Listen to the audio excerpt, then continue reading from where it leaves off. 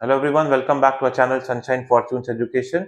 हमारा चैनल जो है इसमें हम लोग लेटेस्ट और ग्रेटेस्ट इंफॉर्मेशन लेके आते हैं स्टडी अब्रॉड से रिलेटेड।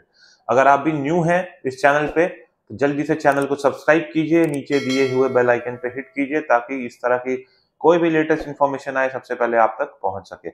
आज के वीडियो में हम लोग बात करेंगे न्यूजीलैंड स्टडी वीजा एप्लीकेशन के बारे में स्पाउस के साथ। तो एक बहुत इंटरेस्टिंग टॉपिक है क्योंकि जब कोई अब्रॉड जाता है तो वो चाहता है कि उसका स्पाउस, उसके डिपेंडेंट भी उसके साथ ट्रैवल कर सके। तो चलिए स्टार्ट करते हैं। न्यूजीलैंड एक कंट्री है जो ना कि सिर्फ अपने स्टनिंग लैंडस्केप्स और फ्रेंडली लोकल्स के चलते मशहूर है, बट उसकी टॉप क्वालिटी एजुकेशन के चलते भी इंटरनेशनल स्टूडेंट्स के अमंग मशहूर है। तो गेस व्हाट, अगर आप भी प्लान कर रहे हैं न्यूजीलैंड में पढ़ाई करने का तो आपको जान के बहुत खुशी होगी कि आपके जो स्पाउस है, अगर आप मैरिड हैं, वो भी आपको ज्वाइन कर सकते हैं और एज ए कपल आप लोग इस नई जर्नी में जा सकते हैं। न्यूजीलैंड साथ में रह सकते हैं, पढ़ाई कर सकते हैं और स्पाउस आपका वहां काम कर सकता है। तो चलिए हम लोग ब्रेक करते हैं अलग अलग स्टेप्स में। हम लोग सब कुछ कवर करेंगे जो कि आपको जानना चाहिए, एलिजिबिलिटी क्राइटेरिया से लेके बेनिफिट्स तक, वर्क अपॉर्चुनिटी से लेके अलग अलग तरीके जिसके थ्रू वहां पे परमानेंट रेसिडेंसी आपको मिल सकती है जब आप पढ़ाई करने जाते हैं अपने स्पाउस के साथ। तो पहले हम लोग डिस्कस करेंगे कि अलग अलग तरह का वीजा टाइप क्या होता है। तो चलिए देखते हैं कि कौन कौन से तरह के वीजा इन्वॉल्व होते हैं। अगर आप एक इंटरनेशनल स्टूडेंट है जो कि न्यूजीलैंड में पढ़ाई करने की प्लानिंग कर रहा है तो आपको सबसे पहले एक स्टूडेंट वीजा चाहिए, और आपका जो स्पाउस है ऑन द अदर हैंड उनको चाहिए पार्टनर वीजा। ये मेनली दो तरह के वीजाज हैं जो आपके केस में एप्लीकेबल होंगे। पहला, the partner of a student work visa and the partner of a student visitor visa. तो ये दो कैटेगरी आपके जो पार्टनर है उनको वीजास, ये दो कैटेगरीज के वीजा उनको मिल सकते हैं। तो पहले देखते हैं कि partner of a student work visa क्या है।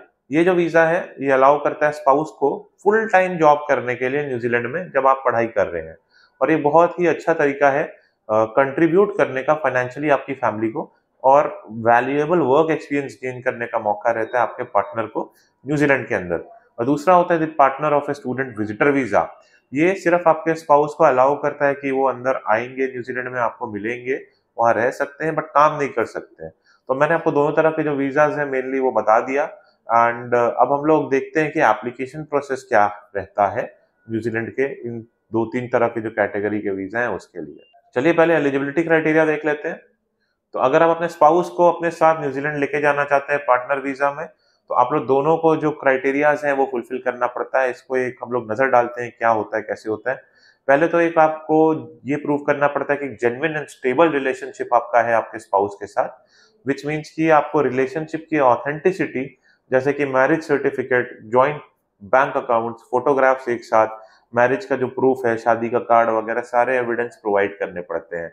दूसरा, आपका जो स्पाउस है उसको हेल्थ एंड कैरेक्टर रिक्वायरमेंट को मीट करना पड़ता है। ये टिपिकली इन्वॉल्व करता है प्रॉपर पीसीसी, जिसका फुल फॉर्म है police clearance certificate and medical certificate.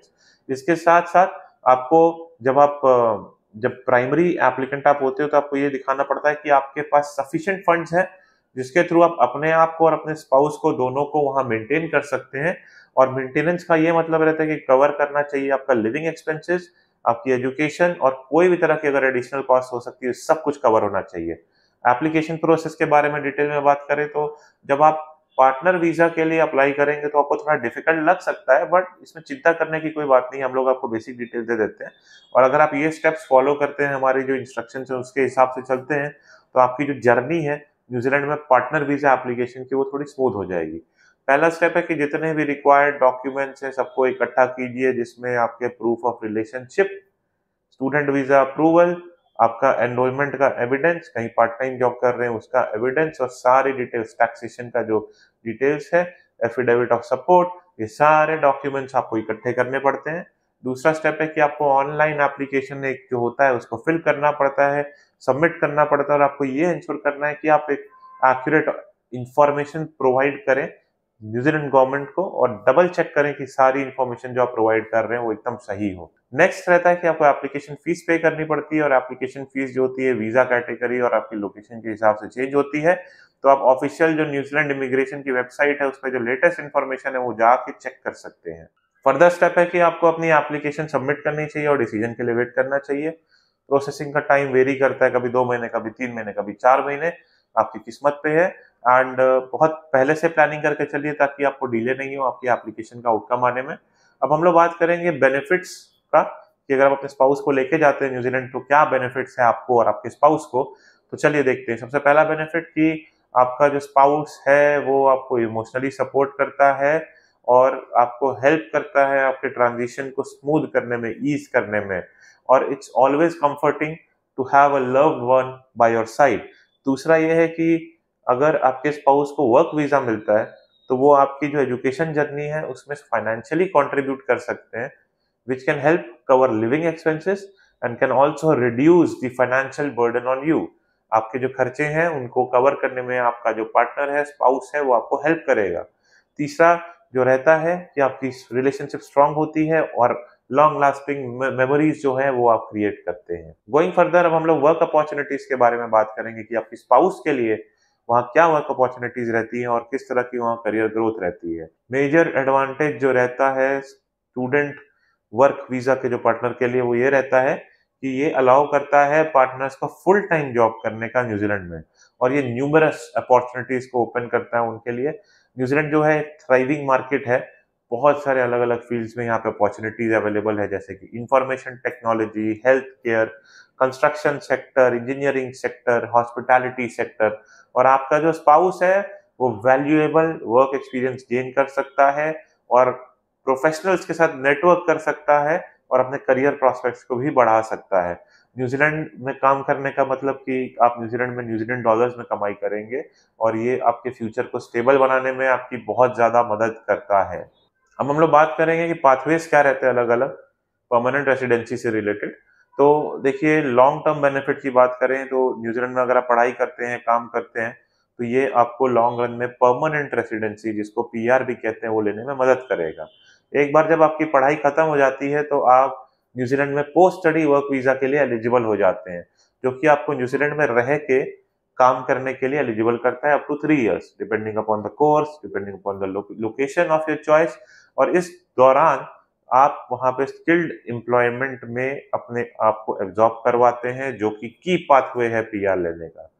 अगर आपका स्पाउस भी स्किल्ड ऑक्यूपेशन में काम कर रहा है तो आपकी पीआर एप्लीकेशन में ये पॉइंट भी बहुत मायने रखेगा और आपके पॉइंट्स एक्स्ट्रा बनते हैं, जिससे आपको वहां का पीआर लेना इजी हो जाता है।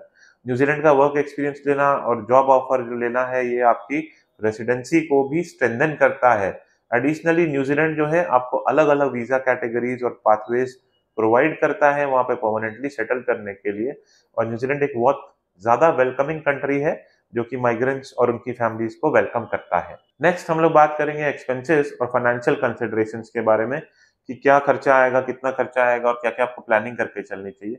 अगर आप प्रोसेस स्टार्ट कर रहे हो तो इससे पहले बहुत जरूरी कि आप प्लानिंग करें। तो चलिए हम लोग डिस्कस करते हैं कि की एक्सपेंसेस क्या है और उनको मैनेज कैसे किया जाए। न्यूजीलैंड में पढ़ाई करना एक एक्सपेंसिव अफेयर है। Tuition fees, living expenses, visa application cost, सब कुछ आपको देखना पड़ता है और सब कुछ को ध्यान में रख के आपको आगे बढ़ना पड़ता है।